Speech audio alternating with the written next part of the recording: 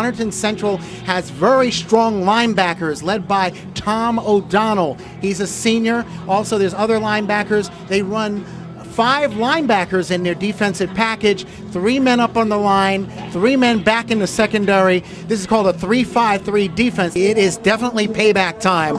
I would say there's a measure of redemption here with the tremendous lead that Piscataway has at halftime. They've had all sorts of offensive weapons, including Stephen Miller. Speaking about the Chiefs here in Piscataway, I'm joined by a former Kansas City Chief from the National Football League, J.J. Johnson. He was a wide receiver with the Kansas City Chiefs. J.J., welcome in here. Thank you. It's a pleasure to be here. Absolutely. Now, J.J., your father is legendary Hall of Famer Buck Buchanan, who won Super Bowl IV, also played in Super Bowl I.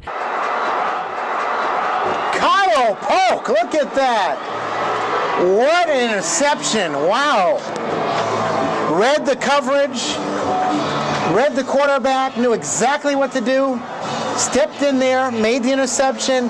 Mahan's in for sports. One Giant inducted into the Hall this past weekend. Plus, the Mets secure their left of the infield for the next couple of years. Thank you very much, Lily. And in sports today, the Mets can rest comfortably on their day off, as they know David Wright and Jose Reyes will be with the Amazons for the next several years.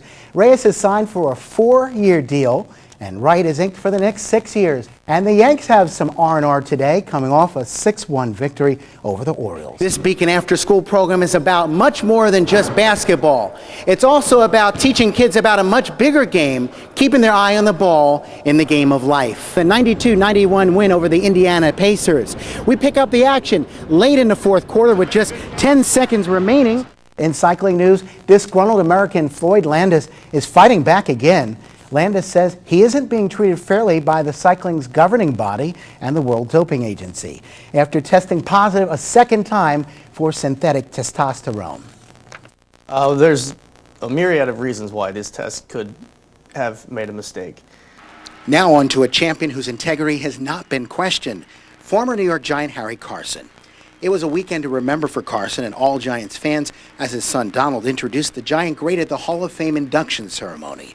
The house that Ruth built is more than just a phrase. Babe Ruth drew such large crowds to Manhattan's Polo Grounds that 75 years ago, the team moved here to its current site, to Yankee Stadium. It's been an incredible record-breaking regular season for the Yankees, who won 114 games. The Bronx hasn't seen this excitement in the last couple of years. Reporting live from Yankee Stadium, Joel Mahan. The Rangers have been a team since day one. Those are the words of Jaromir Jagr, the superstar center on the money.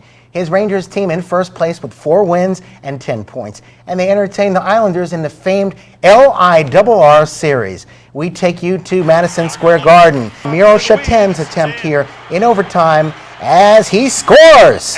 Later on, Jaromir Jagr continues the shootout as we see one of the rarest of occurrences. His stick actually snaps. Yes, his stick snaps, much to everybody's surprise there. And the Islanders win for the first time in their last 11 meetings with the Rangers. That's good news. We like that. Thank you, Joe. Thanks. The idea of the clinic is to teach young people about the skills necessary to become successful Major League Soccer players, and it's also here to promote interest among the future generation of young people in the sport. I had the youngest age group, so we were just teaching fundamentals. We're teaching them how to pass. This educational program involves 5 of the world's top marathon runners adopting local schools for the marathon. The Yankees swept the Boston Red Sox, or as some are calling them, the Boston Dead Sox. The series was capped off Thursday night in a spectacular 13-inning, 4-hour affair. This is one that will be remembered for many things, including Derek Jeter's dive into the stands, a near triple play by A-Rod, and they won that game in the bottom of the 13th when they were down to their last out. And then on to the Mets-Yankees Subway Series in what many thought would be improbable or maybe even impossible less than a week ago. Right now, that series is etched in baseball history as the Mets swept the Yankees. We look out to Shea Stadium in Flushing, Queens, where over 55,000 packed Shea Stadium, and they saw the Mets jump all over. Second inning, Ty Wigginton rocks Vasquez for a 2-run shot, and the Mets are off to a 3-0 lead. And now they were looking for more in the 5th, but Derek Jeter makes a great stab, flips to second for the out, and that was a great save. But then in the bottom of the 7th, it's the Yankee killer, Richard Hidalgo, his 5th home run against the Yanks this year, giving the Mets a 5-4 lead.